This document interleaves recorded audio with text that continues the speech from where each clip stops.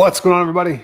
It's Top Bets. We're checking back in. We got our On the Dot PGA live stream coming at you guys here on another beautiful Tuesday evening.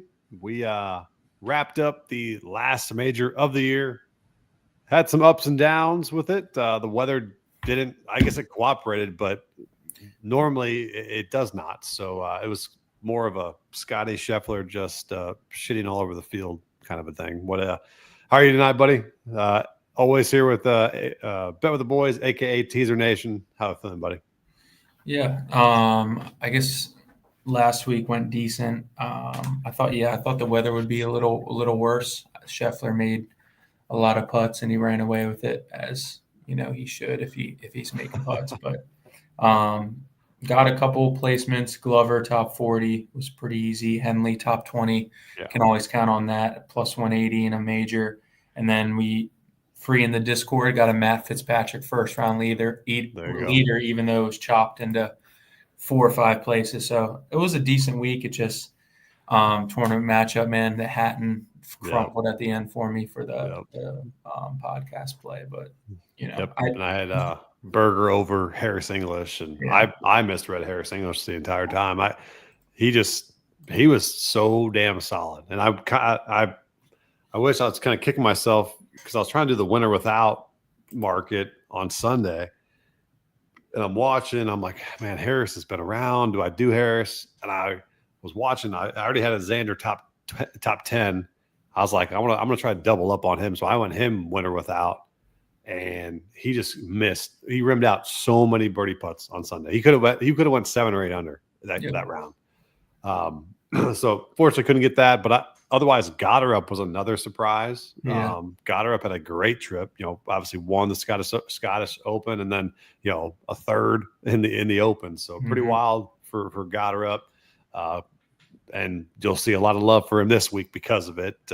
So we'll dive into that as you guys all know, if you guys have followed us all season long, you got the PGA Tour coming to an end. This is the second to last tournament before the playoffs, the FedEx playoffs. It's a little bit different format. I think it's similar to what it was last year, but we will have 2 to 3 more streams throughout leading up into the end of the season, and then we'll roll right into the NFL season. So if you guys have tuned in each and every Sunday night, I've been throwing some best ball lineups out there and doing some live drafts. So we'll do that again a couple Sundays, and then we'll training camp's rolling. So NFL is right around the corner. You ready for it?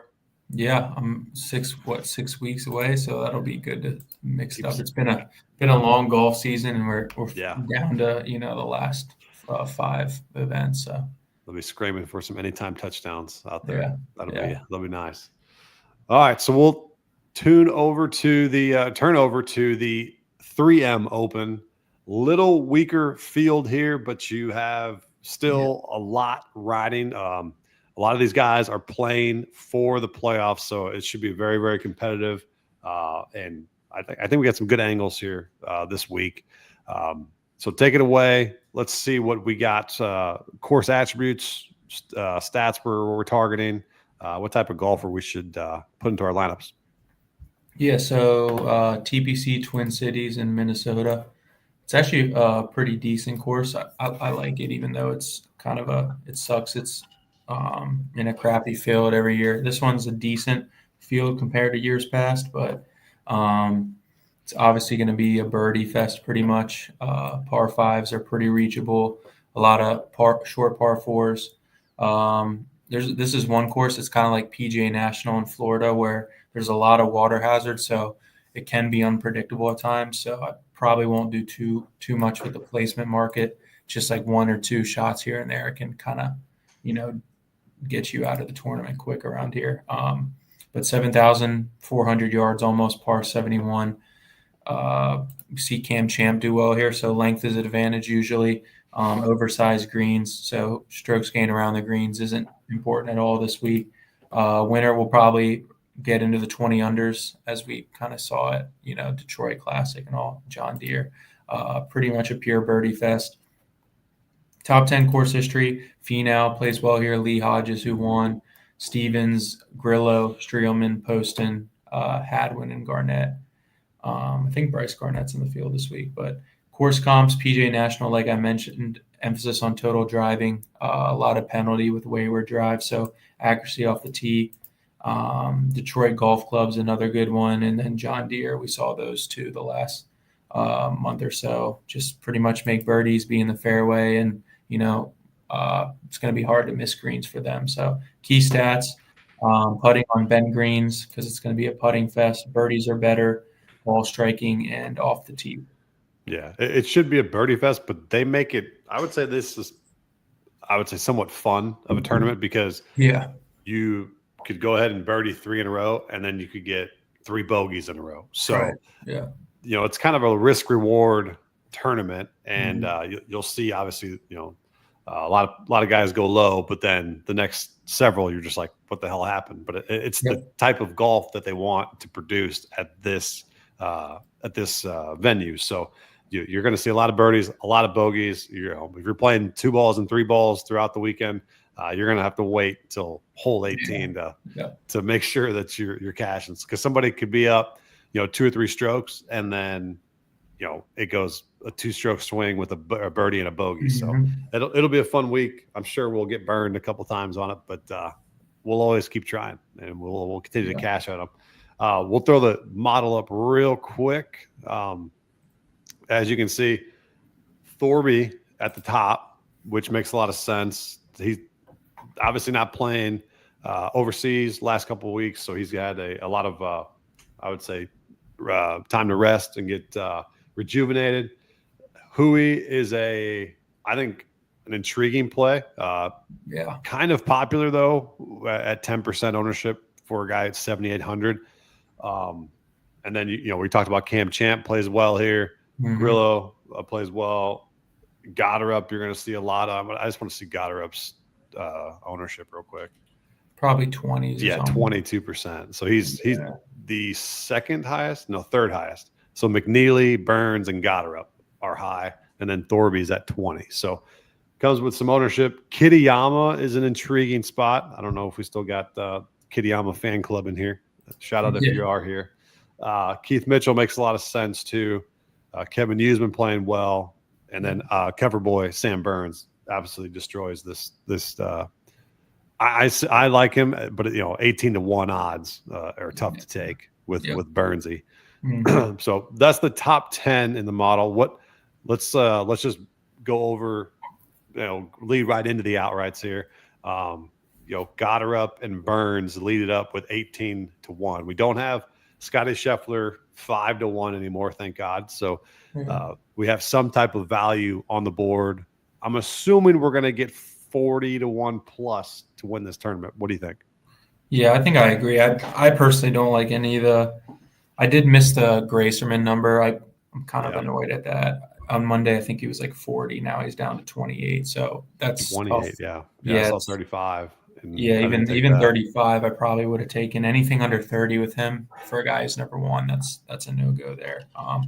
Burns, Gotterup, McNeely, Clark, Gracerman, definitely going to stay away from all those just based off. I mean, I like Burns, but like you said, 18-1 is way too steep of a price. Yeah. Gotterup is. Well, how about Clark last week? So just this trip in general, because I clicked his outright for the Scottish Open, and this guy's had terrible recent form, and I was like, you know what? He likes to play this type of golf course, and so I think he's going to regress now coming back to the States. I just think that type of golf he really likes to play. As you saw him post a 65 on Sunday and creep up the leaderboard there. Coming in, I mean, he's at 15% ownership, so I think some people still have the same mindset as me, where don't go all in on him. I think he might regress a little bit, but he's another guy that is playing for the playoffs. So another added layer to kind of think about when you're throwing lineups together. Even Ryder Cup as well. So. Right, and Ryder Cup, yeah. So he could be someone that's rounded into form, and just saying, hey, it's time to go. Let's play good golf to end the season. So, definitely flip a coin there with Clark. If take a stand, and I'm betting on more regression than being motivated, for a reason for him, but you can, tell your own story with your lineup for that. Yeah.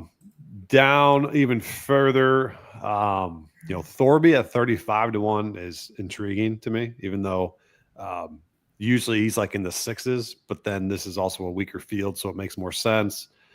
Jake Knapp, I've been clicking him a lot this year, 35-1. Kitayama 40-1. Finau with the course history makes a lot of sense at 40-1. Anybody stick out to you around there? Yeah, just a note on Goddard. I'm going to go out on a limb and say it's an all fade. I wouldn't touch him. That's with the ownership plus it's fifth straight start, fourth different time zone, right? So that's got to be wearing down.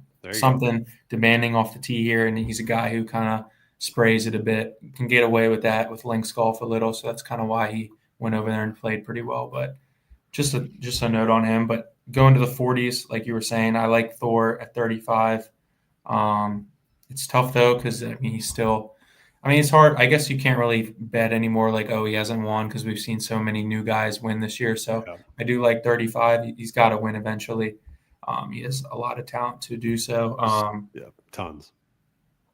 Yeah, honestly, I think Siwoo at 35 is a good number. Mm-hmm. I think he's getting a bit overlooked this week. I don't think he plays particularly well here, but I think he's a top 5 approach player in the field. I think he ranks first in the field on TPC courses over the last 3 years. So, I think 35 is a good number on him. And then I think, if we go into the 50s, I think Kevin Yu's also a strong play. Kind of know more about him this year and, where he plays. He has 4 top 25 finishes and 4 appearances at PGA National and Deer Run, which is comp courses that I put out there. Continues to drive the ball well, looking at his stats. Doesn't play particularly well here either, but he's kind of just that guy who runs hot or cold, and he's been playing some good golf lately. So, yeah, and then one guy in the 50s as we continue to go down. One guy started 45-1. Davis Thompson is always intriguing to me. Yeah, on Birdie Fest venues because he could go super low. Yeah. He might be a candidate for first round leader here. Mm-hmm. He might be. And then just straight up talent. Like I think that guy is going to be pretty good these next couple of years and surprise a lot of people. But Grillo, the course history makes a ton of sense here. Third, second, 10th, 24th. He likes to play here. So Grillo at 50-1, worth a stab. Champ at 50-1, Hui 55-1. I think Smalley at 60-1, pretty good there. Anybody else as we go maybe towards the 70s? No, I was going to say my favorite's I've been on this guy a lot this year. That's Rico Hoey. 55. Hoey or Hui? I think it's Hoey. Yeah. Who knows? He's a great ball striker. He was a 54-hole leader last week at the Barracuda, but didn't do much on the Sunday. But at this course, he strikes it well. This is penalized, poorly struck shots here. So, he's just all about him making putts, which is a little scary in a putting fest, really. But sometimes they'll drop for him. So hopefully he can get a hot putter this week and kind of ride that in. But 70-1, I think if we keep going down here, I think Hao Tong Lee's a big fade. Man, you know what's wild? It was, excuse me. I was thinking of wave advantages of in the Open, and I like that Marco Penge guy. So I was making a bunch of lineups in DFS, and I'm like, I was trying to go super early AM and late PM because it was supposed to be kind of that advantage where less wind. And I kept telling myself like this Haitong Lee, I'm like, just based on him being the wave advantage, I need to throw him in. And my dumbass just never did. And then I just watch him dominate the whole weekend. And I'm like, he hung in there too. Right read. Yeah. I had the right read and the right basically wave advantage. And then I went Marco Penge, who ended up shitting down his leg and missed the damn cut. So I'm with you, straight up fade in my opinion. I would say last week was an outlier for sure. For sure. Yeah. it makes sense. He plays European Tour. He's good at links golf, but coming over, he rarely plays on the PGA Tour. Right, So right. it's not anything. That's definitely a fade. Hopefully, maybe if we see a tournament matchup, 100% would fade Yep. them. I know Yep. DK is not that stupid to put him in with someone, but we'll see. Oh, you'd be surprised. So we'll see on that. But I think for me, I think one of my two long shots this week for different reasons. Jacob Bridgman's one of them at 90-1. I think this guy's going to win eventually, soon. T19 here last year, struck the ball well. He's pretty good. Last week Scottish Open didn't do much. Had a 5th at John Deere. He had that 62 on Sunday, or he was pretty much tied for the lead. Rocket Classic did decent, so he's coming on a little bit at some comp courses. And then really just another guy, you can't ever predict him, but like I have a feeling on him, Eckroat at 100-1. I was gonna talk on him for sure. It's just another guy, like you said, with Davis Thompson. He can go low, like just crazy and low. Pretty good with comp courses in there too. Yeah, with PGA National and stuff. So. Yep, one there, good at John Deere 2-3 weeks ago. Yep, coming in with great approach form. Usually his strength is off the tee accuracy. Sometimes he gets a bit wild, but yeah, another guy who makes birdies in bunches. You could see him also first round leader as well. So yeah, I think Eckroat. Let me see what his ownership will be. Yeah, sub 5%. So I think he's a very, very good long shot. Other long shot who's in the sub 5% is Victor Perez at he's about 100-1 right now. Eckroat is 90-1. So you got some decent ones. I'm trying to go even further down. And I don't think anybody down there. I mean, Luke List maybe, but I mean you're talking pizza money on them. So yeah, I think the sweet spot this week is anywhere between 40. I think 40 and 70 going to do something. I think that's going to be like Alex Noren at 70-1 is very good course history. He could go super low with the best of them. I wouldn't say great recent form. Obviously, cuts in 3 of the last 4. But before that, he came back from injury and played pretty damn well. But a guy that could go low and sneak up there. Let me see what his odds or his ownership, about 7%. So not terrible. But overall, I mean, Kevin Roy makes a lot of sense too this week. He's been playing very well at 80-1. So I feel like I'm rattling off a ton of guys, but this tournament's it's up there with I would say being wide open. So I would say maybe expand on your outrights this week if you want, or maybe take some live outrights that are a little bit as you guys can see, through round 1 and round 2. Yeah. All right, so let's dive in. One more guy, long shot. This is a traditional play for me. I think I've done his top 40 the past 4 years here, and it's Bryce Garnett. Dude, I know a lot of people won't know him, but like he's 1, 2, 3, 4, 5, 6, 7, 8 times here. Has never finished outside the top 40. Hasn't been top 10s or top 20s. It's just in that range of 20s and 30s. He always seems to putt well here, play well here. So just a plus 170 top 40 if anyone's interested in that. So I like it. All right, so let's I'm going to just take a gander at the top finishes and see. So, the top 20 market's going to be littered with value this week. Tony Finau plus 170 sticks out to me. Like, I feel like that's a pretty good one. Davis Thompson plus 180, Grillo plus 190. I even think Thorby at plus 160, Siwoo plus 140. I mean, you got that when they're nice values like that, the tournament is wide open because there's a lot of things that could go wrong. Rico Hui, plus 220. Noren plus 250, Bridgman plus 260, Kevin Roy plus 275. Yeah, you got a lot of the top 20 market will definitely be, I think, worth it this week for sure. All right, so let's pick up some tournament matchups for our records, and let's update everybody. I sadly ended my 3-game winning streak and have Daniel Berger over Harris English, which #sucked. Actually, but Berger was -4. He was fine, but just not as good as Harris English. And then we had the one that looked great the entire weekend until Sunday, Hatton over Rob Mack, and unfortunately, just could not get it done. The terrible Sunday of 72. I'm on a bad streak right now, man. It's because Liv only plays Thursday through Saturday. That's why. Yeah, pretty much. All right, got anyone that's screaming at you right now? Dude, I have one. There's a lot this week that I love. It just sucks because it's like some of these like I want to fade the guy, but then the guy they're facing is like you don't have the most confident. You know what I mean? He's not the most confident player. Like, so there's one. We're probably gonna say the same one.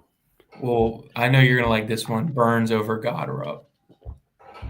Okay, I was thinking that, or I got Roy over. Yeah, that one. Dude. Can I like trust Roy? It's like he's been great the last month and a half. I mean, we could squad ride that one. I did say I'm gonna squad ride. Yeah, I think that's got to be because Hao Tong Lee. Like I'll go out on a limb. He's not going to make the cut this week for sure. Wow. If Kevin Roy makes the cut, we will be making that Friday night. Yeah, let's let Kevin Roy over Hao Tong. It has to be. Yeah, and that makes the most sense. And it's minus 110. He's not even the favorite in there, which is crazy. Yeah, I think that's absurd. So whoever hit DraftKings really made an error. Good for them. I hope. But I mean, there's no way this guy makes the cut here. I'm sorry. that screams really, really good value there. Just listen to what he's done on the European Tour. So 4th last week, cut, 55, cut, 75. And that's Lee, right? That's Hao Tong Lee, yeah. Yeah. And then a second or third or whatever at 4th last week. Or 4th last week. I don't know. Playing with Scotty, and it's like, come on now. Yeah. Scotty was like, who am I playing with right now? They were laughing the entire time. I know he was. He was just going through the motions. He doubled that 8th hole, and I was like, wait, he's gonna mess up, and I was like, nah. Yeah, and then he birdies the next one. Like, guys, calm down.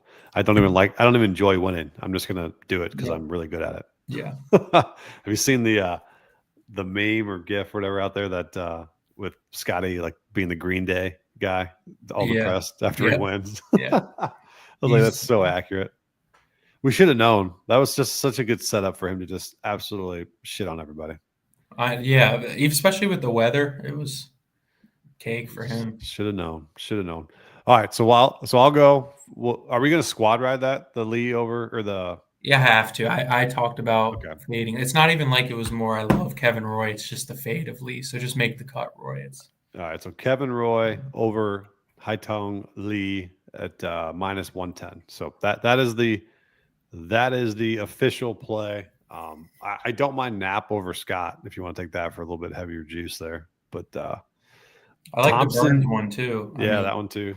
Thompson over Grillo. That's a good matchup, so I'll stay away there. But I like when they do that. It kind of makes me feel a little bit better about my DFS strategy there. Maybe put both those guys in a lineup or whatnot. But and we did mention first round leaders. Grillo at 60-1. You got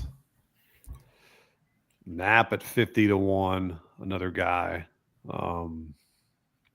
Anybody else that? Yeah, I think Knapp. Bridgman 70-1. Yeah, I think I like Knapp. Obviously, maybe Wyndham Clark, and then Doug Gim's kind of a sleeper too. Just a one-round guy. Yeah, just need him for Thursday. They don't need him to win the whole thing. So that's a few guys there. Yeah. So, all right, we appreciate you guys tuning in. It was a quick one here with the 3M Open. We'll have our full cards out to our respective Discords for the 3M Open tomorrow, and then obviously, if you guys are with the Sharp Bros, you guys know you'll get round balls and matchups, underdog plays, whatever I seem fit for this tournament. And on to the NFL season we go. So, Teaser, you got any closing thoughts here? Good. Hopefully, we got to hit a tournament matchup again. For me, I think I'm on a 3-week losing streak, so hopefully hit that. I think we're due for an outright. I think we're very, very due. Yeah, we're gonna get one at the last week just to make us feel good for the whole year. So maybe it'll be this week. Let's hope. So appreciate you guys tuning in. If you guys have any questions, throw a comment. We'll see you guys same time next week. See you guys.